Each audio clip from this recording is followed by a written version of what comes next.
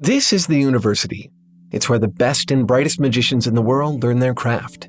It was built to make sense of magic, demystify the mystical, but sometimes things slip through the cracks.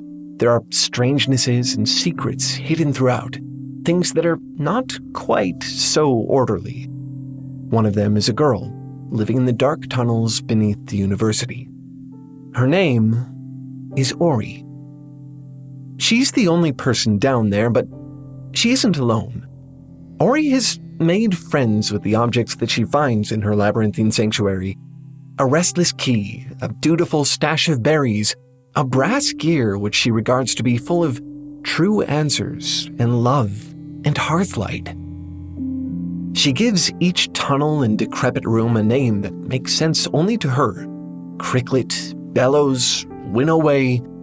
She strategically, almost religiously, arranges her collection until the placement of each item feels just right. When the moon is out, she ventures to the surface to scavenge for food. The Slow Regard of Silent Things by Patrick Rothfuss follows a week in Ori's daily life, making soap, talking to objects, wandering about underground. She sees a unique personality in each item of her collection. She hates moonless nights and wearing shoes. There's a careful, deliberate logic behind everything Ori does. She's cautious, sensitive, reasonable. To her, all of this makes perfect sense. To most everyone else, it's all a bit mad. And yet, despite her apparent madness, or maybe because of it, Ori is powerful. She possesses a form of magic that not even the university's most gifted students can access. She, quote, knows the secret deep within the heart of things, truths that no amount of studying could ever reveal. Near the story's climax, she bends the entire world to her will to make a wax candle for a friend. The deepest magic, it turns out, is reserved for the mad. Which, come to think of it, kind of happens a lot in fantasy. The wizard Merlin is sometimes depicted as a lustful trickster in Arthurian legend, but is nevertheless sought out for his wisdom and counsel. The Weird Sisters in Shakespeare's Macbeth introduce a play where fair is foul and foul is fair, inverting sense and logic as they foresee the events leading to Macbeth's inescapable downfall. In Lord of the Rings, Tom Bombadil is an enigmatic hermit with a penchant for bursting into song and is entirely immune to the power of the One Ring. Madness sets these characters apart from everyone else. They're recluses, eccentrics, outcasts. How many witches and wizards are hermits out in the woods? It's almost something we just take for granted in fiction. Magic drives you mad.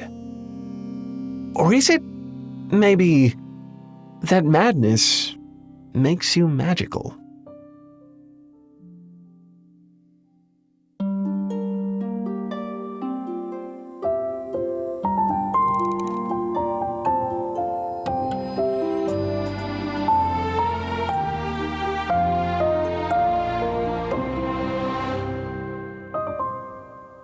In the land of Doramer, fairy things always spell delusion. It's a constant idea throughout Hope Merlee's novel Blood in the Mist. Fairyland is right on the border of Doramer, the two separated only by a river, far from enough to keep the magic out. The fairies' music drives people into dancing frenzies, their illusions disguise gnarled trees and worthless clay as magnificent castles and hoards of riches. But the most dangerous and most enchanting thing to come out of Fairyland is its fruit. For ages, fairy fruit was known to enhance people's creative abilities, leading to magnificent works of art and poetry. It was abundant, delicious, and absolutely irresistible. Once people tasted it, they couldn't get enough of it. Fairy fruit may have induced visions and poetry in those who ate it, but it also inevitably drove them mad. The Dukes of Doramer indulged freely in it, making each one more corrupt and sadistic than the last. All of their vice and greed culminated at last in Duke Aubrey, the last to take the throne.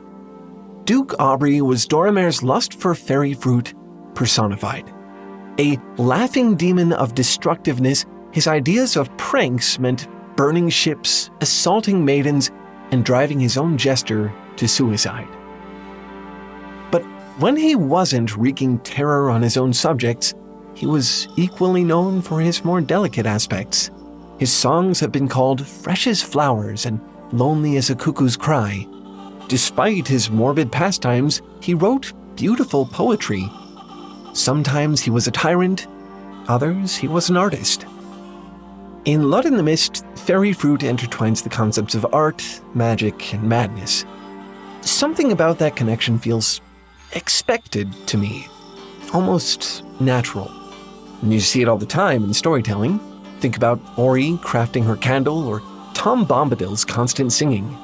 Even mad scientists, more or less the sci-fi equivalent of wizards, are always creating something in their evil laboratories. I guess art is a little mad in itself, isn't it? I mean, there's no practical purpose to making it, no way to tell for certain what it means. Much of it depends on your own personal perspective, just like magic. When people practice magic, they're interacting with the unknown to receive a result. Whether those results are actually a matter of magic depends pretty fully on whether you believe they are.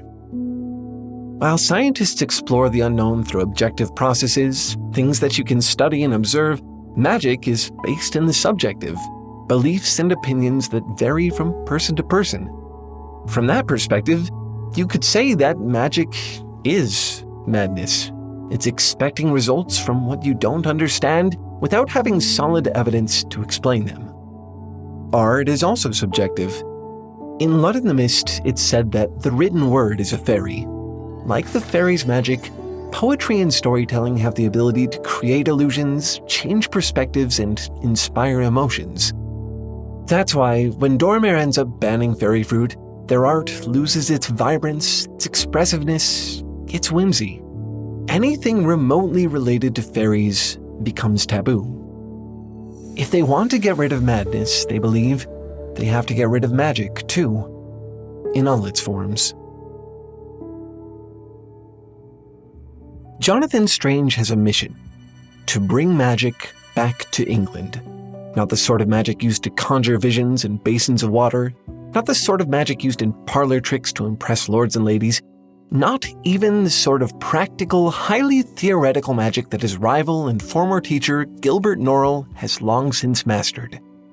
Strange wants to revive old magic, the kind that can bring all of nature to his command, fulfill ancient prophecies, and give him mastery over death. Nothing in Norrell's enormous library of books can teach Strange this deep, elusive form of magic. Instead of studying it, Strange believes he has to learn it from a fairy, firsthand. There's just one problem. Only madmen can see fairies. And he isn't mad. So, he reasons, he'll just have to make himself mad.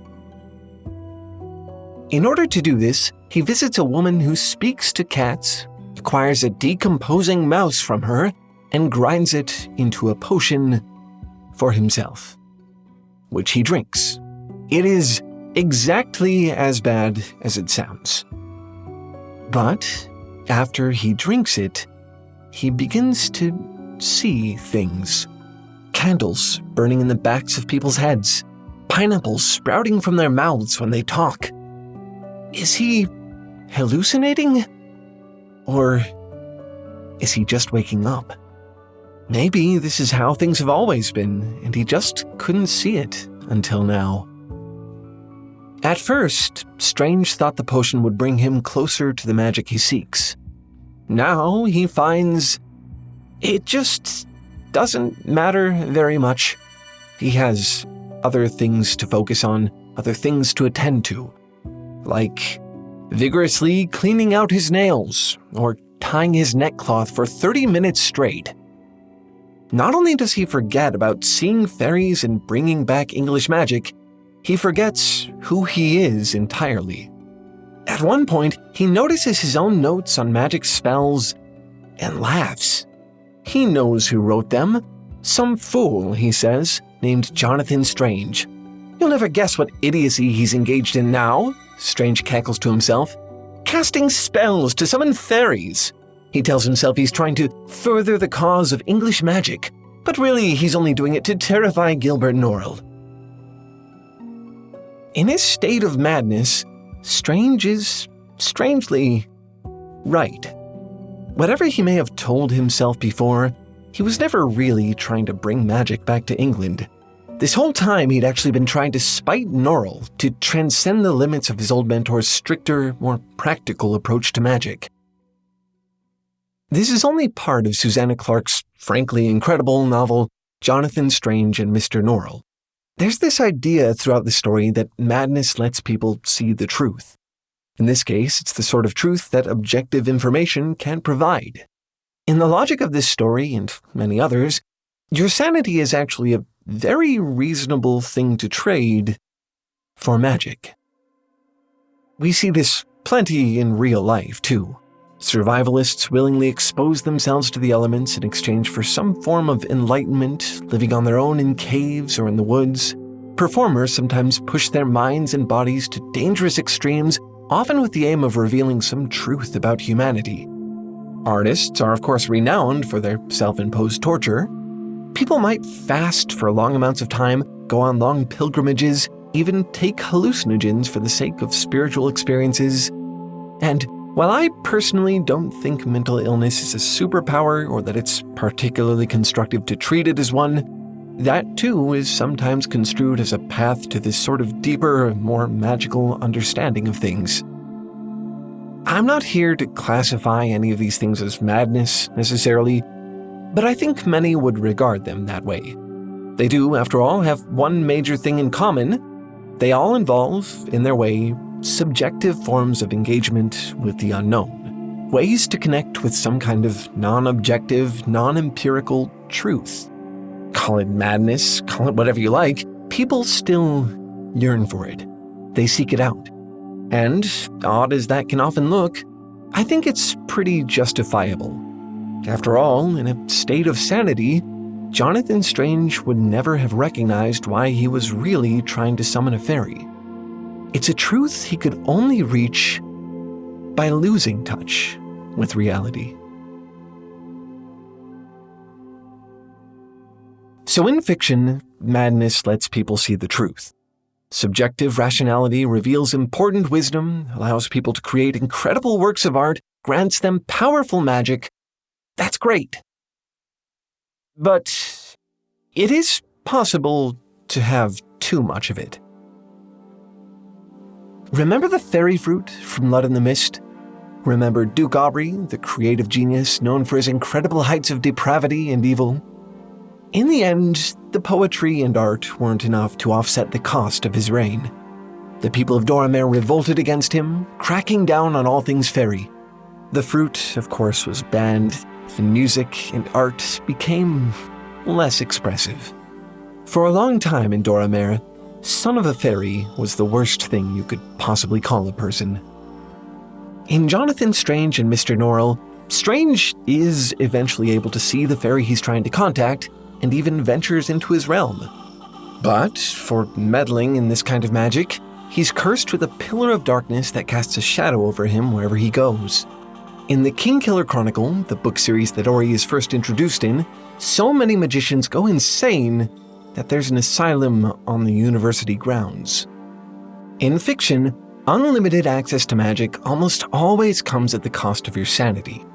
An excess of magic also means an excess of madness. I've mentioned how Ori's knowledge is beyond that of the university, or how Strange's madness lets him access a kind of magic that Norrell couldn't teach him. The subjective can offer experiences that the objective may not be able to. But objective knowledge is still important. Your reality, almost definitionally, can't only consist of subjective experiences. If you believe that crystals or essential oils can make your life a little easier, there is nothing wrong with that. But, crystal healing and homeopathy aren't substitutes for vaccination. I suppose there's nothing stopping people from believing that they are, but that still doesn't mean those things will protect you from disease. certain truths can be revealed through the subjective, maybe even through magic. It is valuable. But the objective side of reality is still there too. There's a reason why Doramer couldn't subsist on fairy fruit alone. You may need magic, but you also need empiricism. The full spectrum of experience requires both madness and rationality. When you think of high fantasy, the slow regard of silent things probably isn't what comes to mind. Instead, you might think of something closer to the Kingkiller Chronicle, where Ori was originally from.